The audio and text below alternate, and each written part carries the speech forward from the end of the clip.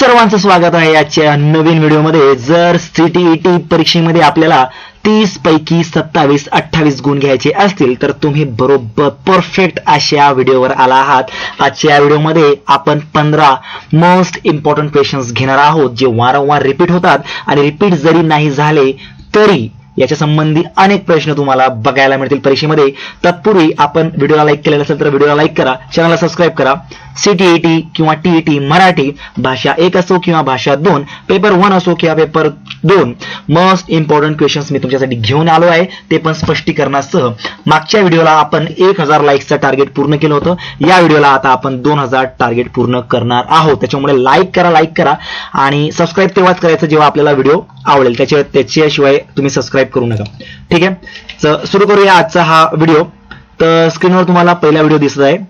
फक्त एकच second setting करू द्या, फक्त एक सेकंड.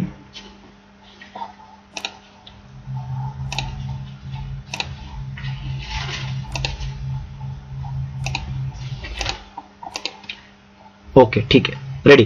तर आजचा पहिला प्रश्न आहे बघा. प्रश्न क्रमांक 1, राष्ट्रीय अभ्यासक्रम रूपरेषा 2005 मध्ये खालीलपैकी कोणत्या मार्गदर्शक तत्वाचा समावेश केला नाही? बघा, स्क्रीन पॉज करायचं आहे आणि कमेंट बॉक्समध्ये उत्तर द्यायचं आहे. स्क्रीन पॉज करायचं आहे आणि कमेंट बॉक्समध्ये उत्तर द्यायचं आहे. व्हिडिओ लाईक करायचं आहे. बघा, प्रश्न आहे राष्ट्रीय अभ्यासक्रम रूपरेषा म्हणजेच NCF मध्ये खालीलपैकी कोणत्या मार्गदर्शक तत्वाचा समावेश केला जात नाही? पर्याय वाचून घेतो. शालेय ज्ञानाची शाळाबाह्य परिस्थितीशी सांगड घालणे, घोकणपट्टी पद्धतीने चाललेल्या शिक्षणापासून फारकत करणे, अभ्यासक्रम पाठ्यपुस्तक केंद्रित करणे की मूल्यमापन पद्धती जास्त लवचिक करणे. तुमच्या समोर प्रश्न पण आहे, 4 पर्याय सुद्धा आहेत. स्क्रीन पॉज करायची आणि उत्तर देण्याचा प्रयत्न करायचा आहे. ठीक आहे, ओके. कमेंट मध्ये मला उत्तर मिळालं तर मी सगळ्यांची रिप्लाय सुद्धा देणार आहे. जाऊया उत्तराकडे. तर बघा, आपलं उत्तर आहे पर्याय क्रमांक 3 की अभ्यासक्रम पाठ्यपुस्तक केंद्रित करणे. स्पष्टीकरण जर आपण असं बघितलं तर NCF 2005 काय सांगते की ते सांगते की शिक्षण पाठ्यपुस्तकाच्या बाहेर गेले पाहिजे, शाळा आणि बाहेरचे जग जोडल्या गेले पाहिजे, पाठांतर कमी झाले पाहिजे, परीक्षा जीवनाशी जोडली गेली पाहिजे, पाठ्यपुस्तक हाच अभ्यासक्रम असे करणे NCF च्या अगदी उलट अपोजिट आहे, म्हणून हाच पर्याय चुकीचा आहे. आपल्याला काय सांगितलं होतं की समावेश केला नाही, बाकीच्या 3 गोष्टी समाविष्ट केलेल्या आहेत, जसं की शालेय ज्ञानाची शाळाबाह्य परिस्थिती सांगड घालणे ओके आहे, घोकंपट्टी पद्धतीने चाललेल्या शिक्षणापासून फारकत घेणे, आता फारकत घेणे म्हणजे ते बंद करणे, हे पण समाविष्ट आहे. अभ्यासक्रम पाठ्यपुस्तक केंद्रित करणे हे अजिबात समाविष्ट नाही, पण मूल्यमापन पद्धती जास्त लवचिक करणे हे समाविष्ट केलेले आहे. बघा, तुम्हाला जो इथे मी स्पष्टीकरण देतो या व्हिडिओमध्ये, असं स्पष्टीकरण तुम्हाला कुठेही मिळणार नाही. याच्या आधी आपण जे 2 व्हिडिओज बघितलेले आहेत, तब्बल 15 ते 20,000 व्ह्यूज त्याला मिळालेले आहेत आणि 1000 लाईक मिळालेले आहेत. या व्हिडिओचं आपलं टार्गेट आहे 2000 लाईक आणि 25,000 व्ह्यूज. जाऊया पुढच्या प्रश्नाकडे. व्यगोत्स्कीच्या परातीकरण परिकल्पनेनुसार शिक्षकाने जोडीने किंवा समूहात काम करण्याची संधी द्यावी, कारण व्यगोत्स्की जो होता त्याच्या परातीकरण परिकल्पनेनुसार शिक्षकांनी जोडीने किंवा समूहामध्ये काम करण्याची संधी द्यावी, कारण कोणाला द्यावी संधी? विद्यार्थ्यांना. त्याचं कारण काय? पर्याय वाचूया. शिक्षकाला काम सोपे जाईल म्हणून, शिक्षकाला विश्रांती मिळेल म्हणून, परस्पर आंतरक्रियेमुळे जास्त अध्ययन संधी मिळते म्हणून, की विद्यार्थी भाषेपासून दूर जातात म्हणून. बघा, हा जो प्रश्न आहे तो तुम्ही सहजरित्या सोडू शकता. प्रश्न पहिले समजून घ्यायला पाहिजे. आपण काय करतो की गडबडीमध्ये प्रश्न समजून घेण्याचा प्रयत्न करत नाहीत. खरं तर आपल्याला सीटीटीचे काय करतात, त्याचे जे पेपर काढणारे जे लोक असतात ते आपल्याला गुंतवतात. कधी निगेटिव्ह पर्याय शोधायला लावतात, कधी पॉझिटिव्ह शोधायला लावतात. त्याच्यात काय होतं की आपण चुकून जातो. आता इथं आपल्याला सांगितलं आहे की व्यगोत्स्कीच्या परातीकरण परिकल्पनेनुसार आपण विद्यार्थ्यांना जोडीने किंवा समूहामध्ये काम करण्याची संधी का बरं द्यायला पाहिजे, आणि 4 पर्याय आपल्याला दिले आहेत. की शिक्षकाला काम सोपं झालं म्हणजे त्याच्या जीवावर येतं म्हणून द्यायला पाहिजे, की शिक्षकाला खूप थकलेला आहे त्याच्यामुळे त्याला विश्रांती पाहिजे म्हणून त्या मुलांना एकत्र काम द्यायला पाहिजे, की एकमेकांसोबत ते काम करतील तर परस्पर आंतरक्रिया होईल आणि जास्त अध्ययन संधी मिळतील म्हणून, किंवा विद्यार्थी भाषेपासून दूर जातील म्हणून. तर जाऊया उत्तराकडे. पर्याय क्रमांक 3, परस्पर आंतरक्रियेमुळे जास्त अध्ययन संधी मिळते म्हणून. स्पष्टीकरण जर बघितलं आपण तर व्यगोत्स्की म्हणतात, काय म्हणतात की मूल एकटे नाही तर दुसऱ्यांशी बोलून मदत घेऊन जास्त शिकते. आपण आपण बघतो बघा, आपण डिस्कशन ठेवतो, ठीक आहे. जेव्हा आपण एखाद्या स्पर्धा परीक्षेची तयारी करतो, जसं की MPSC UPSC, तर डिस्कशन सेशन्स असतात की बाबा 2-3 जण एकमेकांशी चर्चा करतात, आणि चर्चा केल्यानं काय होतं की ज्या संकल्पना त्यांच्या पुस्तकातून स्पष्ट झालेल्या नाहीत, कुठेतरी त्या मागे राहिलेल्या, त्या संकल्पना ते एकमेकांशी चर्चा केल्यानंतर कम्प्लिटली क्लिअर होतात. मग यालाच काय म्हणतात? स्कॅफोल्डिंग. काय म्हणतात? यालाच काय म्हणतात? स्कॅफोल्डिंग म्हणतात. मित्र जेव्हा एकमेकांना समजावतात तेव्हा दोघांचे ज्ञान वाढते. जसं की मला 5चा पाढा येतो, माझ्या मित्राला 6चा पाढा येतो, मी त्याला 5चा शिकवला, त्याने मला 6चा शिकवला. असं तर होणार नाही की मी त्याला 5चा शिकवला म्हणून मी 5चा विसरणार आहे. नाही, मी पण माझं पण पाठांतर पक्क होईल, त्याला पण ते शिकायला भेटेल. तो मला 6चा पाढा शिकवेल म्हणून त्याचा 6चा पाढा तो विसरणार आहे का? नाही, त्याचं पण अजून परफेक्ट होईल ना, मला पण शिकवलं जाईल. म्हणून दोघांचे काय होतील की 2-2 पाढे होतील. म्हणून ज्ञान दिल्याने वाढते. म्हणून जोडीत काम देणे ही शिक्षा नाही, तर शिकण्याची शिडी आहे. शिडी म्हणजे काय? लॅडर, म्हणजे वरती जाण्याचा एक मार्ग आहे. ओके, कळत असेल, समजत असेल, व्हिडिओ जर चांगला आवडत असेल तर आतापर्यंत लाईक केलं नसेल तर लाईक करा. प्लेलिस्ट मध्ये जा, खूप सारे व्हिडिओज बनवून ठेवलेले आहेत. 28 मार्क तुमचे कुठेही गेलेले नाहीत, आणि हेच 28 मार्क तुम्हाला दुसऱ्या विषयांमध्ये कव्हर करण्यास फायदेशीर ठरतात. त्यामुळे आपली मातृभाषा असल्यामुळे आपण मागे हटायचं नाही. प्रश्न क्रमांक 3, शिक्षिका लेह धडा शिकवताना फळ्यावर मध्यभागी लेह लिहून प्रसिद्ध ठिकाणे, अन्न, भाषा, हवामान अशा शाखा काढते. या आकृतीस काय म्हणतात? आता लेह नावाचा एक धडा आहे, लेह एक ठिकाण आहे, तर ती शिक्षिका काय करते की असं फळ्यावर लेह धडा लिहिते, त्याच्यानंतर खाली लिहिते प्रसिद्ध ठिकाणे, इथं लिहिते अन्न, इथं लिहिते भाषा, आणि इथं लिहिते हवामान. म्हणजे 1, 2, 3 आणि 4 भाषा त्या शिक्षिकेने काढलेल्या आहेत. मग याला या आकृतीस काय म्हणतात? तर आपण पर्याय बघूया. भौगोलिक नकाशा, संबोध नकाशा, विषयनिष्ठ नकाशा की नकाशा साधन. प्रश्न क्रमांक 3. आपण काय करायचं? फटाफट लाईक करायचे, सबस्क्राईब करायचे आणि कमेंट बॉक्समध्ये उत्तर द्यायचं. जाऊया आपण उत्तराकडे. तर आपलं उत्तर आहे पर्याय क्रमांक 2, संबोध नकाशा. आता स्पष्टीकरण जर बघितलं तर मध्ये संबोध नकाशामध्ये एक मुख्य शब्द आणि भोवती त्याच्याशी जोडलेल्या कल्पना याला कन्सेप्ट मॅप म्हणतात. संबोध नकाशालाच कन्सेप्ट मॅप सुद्धा म्हणतात किंवा मनाचा नकाशा म्हणतात. यामुळे मुलांचे जुने ज्ञान आठवते आणि नवीन माहिती डोक्यात व्यवस्थित बसते. नकाशा म्हणजे फक्त देशाचा नकाशा नव्हे. बघा, स्पष्टीकरणामध्ये किती जास्त गोष्टी तुम्हाला शिकायला मिळत आहेत की कन्सेप्ट, संबोध नकाशाला कन्सेप्ट मॅप म्हणतात. याच्यात मुलांचे ज्ञान वाढते, नवीन संकल्पना डोक्यात व्यवस्थित बसते, म्हणजे माइंड मॅप ज्याला आपण म्हणतो. ठीक आहे, पर्याय क्रमांक 2 आपलं उत्तर बरोबर असणार आहे. पुढचा प्रश्न, कौशल्यपूर्ण वाचन म्हणजे टिंब वाचन नव्हे. आता नव्हे, आता नेमकं होतं काय की आपण परीक्षेमध्ये गडबडीत असतो, आपण काय वाचतो? कौशल्यपूर्ण वाचन म्हणजे काय? मग वाचन काय म्हणल्यावर काय होतं की आपल्याला 3 पर्याय बरोबर वाटतात, 3 पैकी आपण एकच देतो, म्हणजे चुकलेलं देतो. आपल्याला नव्हे म्हणजे एक निगेटिव्ह शोधायचंय. विधायक, कल्पनारम्य, प्रगमनशील किंवा ठरवून केलेले. म्हणजे कौशल्यपूर्ण वाचन म्हणजे कोणते नाही असं आपल्याला इथं विचारलंय, निगेटिव्ह विचारलंय. मग जाऊया उत्तराकडे. तर आपलं उत्तर आहे बघा पर्याय क्रमांक 4, ठरवून केलेले. पुन्हा एकदा मी उत्तर सांगतो की कौशल्यपूर्ण वाचन म्हणजे ठरवून केलेले वाचन नव्हे. आता स्पष्टीकरण जर आपण बघितलं तर चांगला वाचक अडखळत नाही, तो प्रत्येक अक्षरावर बोट ठेवून ठरवून वाचत नाही. एक चांगला जर वाचक असेल तर तो कधी पण ठरवून दिलेलं वाचत नाही. आपण 10वीमध्ये जर मुलगा गेला, 5वीमध्ये जर मुलगा गेला, तो जर चांगला वाचक आहे, त्याचं वाचनशैली जर चांगली आहे, तर तो वारंवार बोट ठेवेल का? नाही, त्याची नजरच एवढी स्पष्टरित्या चालेल की त्याला बोट ठेवायची गरज पडणार नाही, म्हणजे तो ठरवून वाचणार नाही. त्याचे वाचन आपोआप, वेगाने आणि अर्थ समजून होते. ठरवून वाचन हे सुरुवातीच्या टप्प्याचे लक्षण आहे, कौशल्याचे नाही. आपल्याला इथे कौशल्य विचारलंय, स्किल विचारली आहे. ठरवून दिलेलं वाचन केव्हा करतो आपण? जेव्हा आपल्याला ती स्किल शिकायची असते. लहान मुलांना आपण अक्षरांवर बोट ठेवून वाचायला सांगतो. त्याच्यामुळे कौशल्य काय आहे? बाकीचे 3 कौशल्य आहेत, आणि ठरवून केलेले काय आहे? ते एक शिडी आहे, ते एक लक्षण आहे. ते आपण ऍज अ लॅडर आपण त्यांना देऊ इच्छितो. कौशल्य ते बिलकुल नाहीये. पुढचा प्रश्न, प्रश्न क्रमांक 5. प्रश्न क्रमांक 5, दक्षतापूर्वक ऐकणे म्हणजे काय? दक्षतापूर्वक ऐकणे म्हणजे काय? लक्षपूर्वक ऐकणे, संयमपूर्वक ऐकणे, शिस्तशीर ऐकणे की सुधारणा करण्याच्या भूमिकेतून ऐकणे. प्रश्न क्रमांक 5 उत्तर देण्याचा प्रयत्न करायचा. जाऊया उत्तराकडे. तर दक्षतापूर्वक ऐकणे म्हणजे लक्षपूर्वक ऐकणे. स्पष्टीकरण जर आपण बघितलं तर नीट ऐकणे म्हणजे फक्त आवाज ऐकणे नाही, समोरचा काय सांगतोय काय सांगतोय हे मन लावून समजून घेणे, मोबाईल बाजूला ठेवून डोळ्यात पाहून अर्थावर लक्ष देऊन ऐकणे म्हणजे लक्षपूर्वक ऐकणे.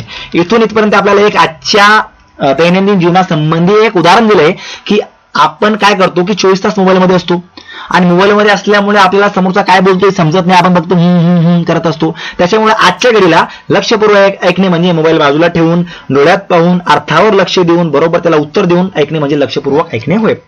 आतापर्यंत 5 प्रश्न झालेले आहेत. कमेंट करा. ज्याचे 5 पैकी 4 प्रश्न बरोबर आले असतील त्याने 4/5 करा. ज्याचे 5 पैकी 5 आले असतील त्याने 5/5 करा. आणि आता आपण सुद्धा लाईक केलं नसेल तर लाईक करा, चॅनलला सबस्क्राईब करा. पुढचा प्रश्न क्रमांक 6. प्रत्येक भाषेच्या वर्गात भूमिकाभिनय हा अविभाज्य घटक असला पाहिजे. कारण गप्पा मारता येतात म्हणून, वर्ग व्यवस्थापन सोपे होते म्हणून, गोष्ट लक्षात राहते म्हणून, की अर्थपूर्ण संवाद साधण्यास मदत होते म्हणून. आता भूमिकाभिनय म्हणजे काय की दिलेल्या टॉपिक संबंधी भूमिका आणि अभिनय करून ते वर्गात सादर करणे. आणि प्रत्येक भाषेच्या वर्गात हे अविभाज्य घटक म्हणजे कंपल्सरी व्हायला पाहिजे. पर्याय तुम्ही वाचलेले आहेत. जाऊया उत्तरांकडे. तर आपलं उत्तर आहे बघा, अर्थपूर्ण संवाद साधण्यास मदत होते. याच्यामुळे काय होते की अर्थपूर्ण संवाद साधण्यास मदत होते. उदाहरण जर आपण बघितलं स्पष्टीकरण तर दुकानदार, डॉक्टर, ग्राहक अशी भूमिका करून मूल खरीखुरी भाषा वापरते. पुस्तकातले वाक्य पाठ करण्यापेक्षा स्वतः बोलून शिकणे जास्त परिणामकारक असते. यात लाजही कमी होते आणि आत्मविश्वास सुद्धा वाढतो. बघा किती जबरदस्त स्पष्टीकरण आहे, किती जबरदस्त स्पष्टीकरण, कन्सेप्ट क्लिअर होत आहे. जाऊया पुढच्या प्रश्नाकडे. प्रक्रियात्मक लेखन पद्धतीत कोणत्या गोष्टीवर लक्ष केंद्रित असते? प्रक्रियात्मक लेखन पद्धतीत कोणत्या गोष्टीवर लक्ष केंद्रित असते? पर्याय वाचूया. लेखन पद्धती, निष्पत्ती, लेखन पद्धती व निष्पत्ती दोन्ही, की उत्तम हस्ताक्षर. ठीक आहे, स्क्रीन पॉज करून उत्तर देण्याचा आपण प्रयत्न करायचा आहे. ठीक आहे, प्रयत्न करा. जाऊया उत्तराकडे. तर आपलं उत्तर आहे लेखन पद्धती व निष्पत्ती दोन्ही. लेखन पद्धती व निष्पत्ती दोन्ही. मग आता स्पष्टीकरण जर बघितलं तर चांगले लेखन एका झटक्यात होत नाही.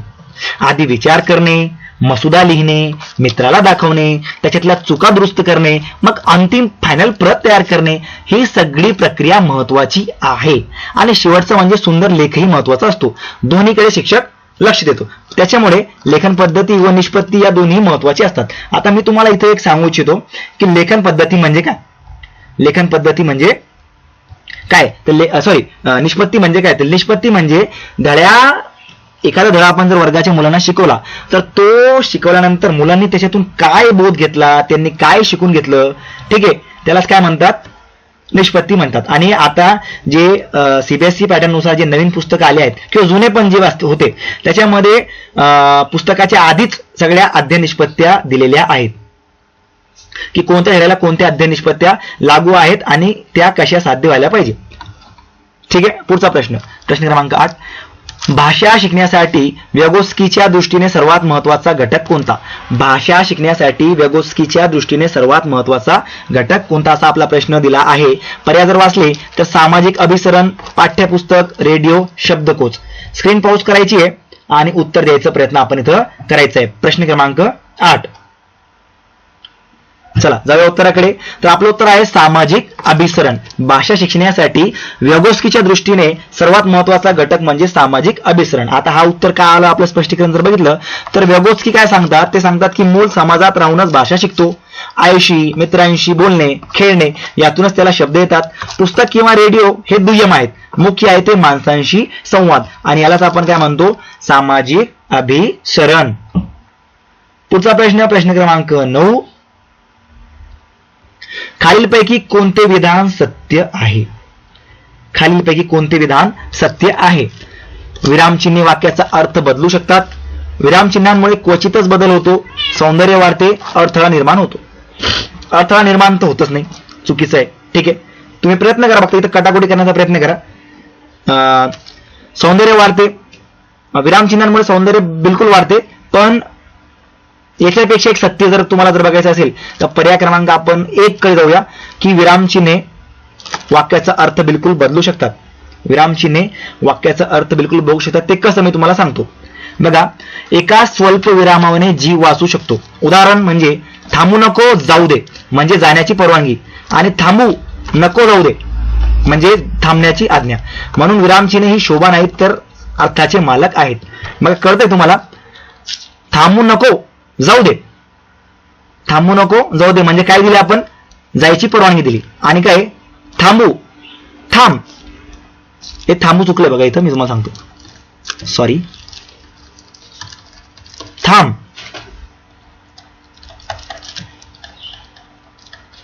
थांब नको जाऊ दे, आणि पुन्हा थांब नको जाऊ दे.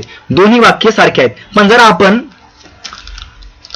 इथं कॉमा दिला तर हे काय होईल, थांब नको जाऊ दे. म्हणजे उदाहरणास्तव जर आपण सांगितलं की एखादं समजा विहीर वगैरे आहे, हा, त्याच्या बाजूला एखादी गाडी उभी आहे आणि आपण ती कशावर लावली आहे, तर आपण सांगितलं की थांब नको जाऊ दे, म्हणजे तो काय करत सोडून देईल, हा, म्हणजे गेली का गाडी विहिरीत मध्ये. आणि आपण जर म्हणलं थांब नको जाऊ दे, मग तो काय धरून ठेवेल. म्हणजे सांगण्याचा अर्थ असा आहे की विरामचिन्हे 100% विरामचिन्हे अर्थ बदलू शकतात. पुढचा प्रश्न क्रमांक 10. शिक्षक विद्यार्थ्यांच्या आयुष्यातील महत्वाच्या घटनांच्या नोंदी करतात, त्यास काय म्हणतात? रुब्रिक्स, संचयिका, निरीक्षण, प्रसंग, अहवाल. उत्तर द्यायचा आपण प्रयत्न करत आहात की या नोंदीला काय म्हणतात. जाऊया उत्तराकडे, त्याला म्हणतात प्रसंग अहवाल. स्पष्टीकरण जर बघितलं तर एखाद्या दिवशी रिया नावाची विद्यार्थिनी रिया वर्गात खूप मदत केली किंवा अमित अचानक रडला, अशा खास प्रसंगाची तारीख, वेळ, काय घडले ते शिक्षक लिहून ठेवतात. यालाच अॅनेक्डोटल रेकॉर्ड म्हणतात. नंतर समुपदेशनाला याचा उपयोग होतो. आता याचा अॅनेक्डोटल रेकॉर्ड म्हणजे काय की विद्यार्थ्याबद्दल त्याच्या सगळ्या सवयी लिहायच्या. म्हणजे एखादा विद्यार्थी जर लोकांना खूप मदत करत असेल, त्याची भावना असेल, किंवा एखादा विद्यार्थी खूप भांडणखोर असेल, ठीक आहे, भांडणखोर असेल, मग याच्या सगळ्या नोंदी आपण लिहून ठेवतो. आणि समुपदेशन म्हणजेच ज्याला आपण काउन्सिलिंग म्हणतो, पालकांच्या माध्यमातून किंवा आपण स्वतः पालकांच्या समक्ष त्याची काउन्सिलिंग करू शकतो, त्याला समुपदेशन करू शकतो की बेटा तू असं करतो, तू असं नका करत जाऊ, या सवयी चांगल्या नाहीत. म्हणजे याला म्हणतो अॅनेक्डोटल रेकॉर्ड, आणि मराठीमध्ये याला प्रसंग अहवाल असे सुद्धा म्हणतात. आतापर्यंत सुद्धा लाईक केलं नसेल तर प्लीज लाईक करा. बोधात्मक सिद्धांतानुसार मुले भाषा अतिशय परिणामकारकपणे तेव्हा शिकतात जेव्हा शिक्षिका पूर्ण नियंत्रण ठेवते, व्याकरण पाठ करायला लावते, फळ्यावरील उत्तरे उतरवून घेते, की वेगवेगळ्या कौशल्यांवर आधारित कृतींमध्ये सहभाग देते. उत्तर देण्याचा आपण प्रयत्न करायचा आहे. प्रश्न क्रमांक 11. जाऊया उत्तराकडे. आपलं उत्तर आहे बघा, वेगवेगळ्या कृतींमध्ये सहभाग देते तेव्हा. स्पष्टीकरण जर बघितलं तर फक्त ऐकून किंवा पाठ करून भाषा येत नाही. मुलं जेव्हा बोलतात, लिहितात, खेळतात, चित्र काढतात, चर्चा करतात, तेव्हा डोक्यात विचार तयार होतात. बोधात्मक सिद्धांत सांगतो की कृतीतूनच आकलन पक्के होत असते. त्याच्यामुळे पर्याय क्रमांक 4 हे आपलं प्रश्न क्रमांक 11चं उत्तर असणार आहे. पुढचा प्रश्न क्रमांक 12. काय झाले, कसे झाले, कुठे झाले, परिणाम काय, याचे शाब्दिक वर्णन म्हणजे काय? प्रकल्प कार्य, स्वाध्याय, प्रसंग अहवाल, पद निश्चयन श्रेणी. काय झाले, कसे झाले, कुठे झाले, परिणाम काय. जेव्हा आपण काही शिकवतो आणि मुलांकडनं परिणाम त्याचा काढून घेतो तर त्याला काय म्हणतात? प्रकल्प कार्य, स्वाध्याय, प्रसंग अहवाल की पद निश्चयन श्रेणी. जाऊया आपल्या उत्तराकडे. तर याला म्हणतात प्रसंग अहवाल. स्पष्टीकरण जर बघितलं तर हीच प्रसंग अहवालाची व्याख्या आहे. 5W1H म्हणजेच व्हॉट, वेअर, वेन आणि हाऊ आणि परिणाम. शिक्षक स्वतः यात स्वतःचे मत टाकत नाही, फक्त जे दिसले ते जसे त्या तसे लिहितात. यालाच आपण काय म्हणतो? प्रसंग अहवाल. याला 5W म्हणजे W पासून सुरू होणारे 5 क्वेश्चन आणि एक हाऊ H पासून सुरू होणारा 1. पुढचा प्रश्न क्रमांक 13. मुख वाचनाने वाचकाला कोणत्या गोष्टीचा सर्वात कमी लाभ होतो? 2000 लाईकचं आपलं टार्गेट आहे बघा. 2000 लाईकचं टार्गेट आहे. पूर्ण 2000 लाईक करा. बघा, लाईक केल्याने काही तुमचा काही पैसा जाणार नाही, फक्त लाईक करा, मला तेवढंच पाहिजे. शब्दसंग्रह, व्याकरण, बोलण्याचे कौशल्य की वाचन कौशल्य. मुख वाचनाने वाचकाला कोणत्या गोष्टीचा सर्वात कमी लाभ होतो? 3 गोष्टींचा जास्त लाभ होतोय आणि एकाचा कमी होतोय. जाऊया उत्तराकडं. तर बोलण्याचे कौशल्य. मुख वाचनाने बोलण्याचे कौशल्य विकसित होत नाही. स्पष्टीकरण जर बघितलं तर मनातल्या मनात वाचल्याने वेग कमी वाढतो. नवीन शब्द करतात पण तोंडातून बाहेर येत नाहीत. उच्चार, आवाजाचा चढउतार, आत्मविश्वासाने बोलणे याचा सराव होत नाही, म्हणून बोलण्याचे कौशल्य सर्वात कमी वाढते. बाकीचे जे 3 आहेत, शब्दसंग्रह वाढतो, व्याकरणाची समज येते आणि वाचन कौशल्य सुद्धा सुधारते, पण बोलण्याचे कौशल्य आपल्याला सुधारत नाही. त्याच्यामुळे बोलण्याचे कौशल्य यामध्ये सर्वात कमी लाभ आपला होतो. पुढचा प्रश्न क्रमांक 14. विद्यार्थी अतिशय उत्तम पद्धतीने लिहितात जेव्हा श्रुतलेखन दिले जाते तेव्हा, मजकूर विद्यार्थ्यांशी संबंधित व अर्थपूर्ण असतो तेव्हा, शिक्षिकेची संबंधित असतो तेव्हा, की उच्चार आणि लिखाण यात संबंध असतो तेव्हा. प्रश्न क्रमांक 14चं उत्तर आपण देण्याचा प्रयत्न करायचा आहे. जाऊया उत्तराकडे. तर पर्याय क्रमांक 2 आपलं उत्तर आहे की मजकूर अर्थपूर्ण आणि स्वतःशी जोडलेला असतो तेव्हा. जर आपण याचं उत्तर जर बघितलं तर माझ्या गावची जत्रा या विषयावर मूल चांगले लिहिल, कारण त्याने ती पाहिली आहे. अनोळखी विषयावर नाही. जेव्हा लेखन वैयक्तिक अर्थ येतो तेव्हा कल्पना आपोआप येतात. जर आपण जर विचारलं, आपण जर मुलांना सांगितलं की तुझ्या आईवर तू निबंध लिही, तेव्हा तो चांगल्या प्रकारे लिहू शकतो. पण त्याला जर सांगितलं की तू तुझ्या मित्राच्या आईवर निबंध लिही, तेव्हा तो कुठेतरी अडखळेल, कारण त्या मुलाला त्याचा अनुभव नाही ना, वैयक्तिक अर्थ नाही. त्याच्यामुळे मजकूर अर्थपूर्ण आणि स्वतःशी जोडलेला असतो तेव्हा विद्यार्थी अतिशय उत्तम पद्धतीने लिहू शकतात. ठीक आहे. पुढचा प्रश्न क्रमांक 15. उत्तम वाचक होण्यासाठी शब्द सामर्थ्य वाढ कशाने होईल? एक उत्तम जर वाचक तुम्हाला व्हायचं असेल तर शब्द सामर्थ्यामध्ये वाढ कशाने होईल? पहिला पर्याय, भरपूर शब्द पाठ करून, शब्दकोशात अर्थ पाहून, अवघड शब्द अधोरेखित करून वाक्यात वापरले म्हणून, की संदर्भानुसार अर्थाचा अंदाज घेतला म्हणून. जाऊया उत्तराकडे. तर आपलं उत्तर आहे संदर्भानुसार अंदाज केल्यानंतर. स्पष्टीकरण जर बघितलं तर प्रत्येक शब्दासाठी डिक्शनरी उघडणे कंटाळवाणे आहे आणि लगेच विसरले जाते. वाक्यात तो शब्द कसा वापरला आहे हे पाहून अंदाज लावला तर अर्थ दीर्घकाळ लक्षात राहतो आणि विचार करण्याची सवय सुद्धा लागते. अशा प्रकारे आपले आजच्या या व्हिडिओमध्ये 15 प्रश्न जबरदस्तरित्या विथ कन्सेप्ट, विथ स्पष्टीकरण आपण इथं घेतलेले आहेत.